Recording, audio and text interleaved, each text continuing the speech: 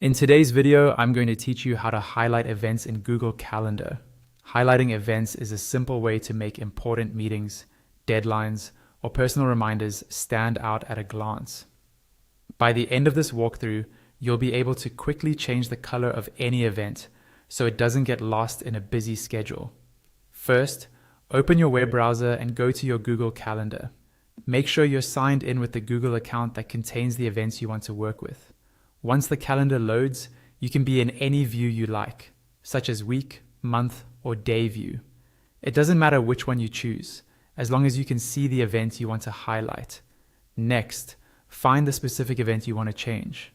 This might be an upcoming meeting, a birthday, or a task you really don't want to forget. Click directly on that event. A small pop-up window will appear with a summary of the event details, like the title, time, and guests. In that pop-up, look for the pen icon, which represents the edit option. Click on this pen icon to open the full event editing screen. This page gives you access to all the settings for that event, including the color.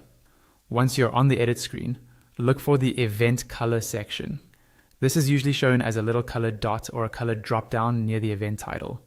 Click on the event color drop-down to open the full color palette. This will show you a selection of colors that you can apply to this event. Now choose the color you want to use to highlight the event. Click on the color that best matches how important or urgent this event is for you. For example, you might choose a bright color for high priority events and a softer color for personal activities. As soon as you click a color, you'll see a preview of how the event will look in your calendar. Finally, scroll down if needed and click on Save.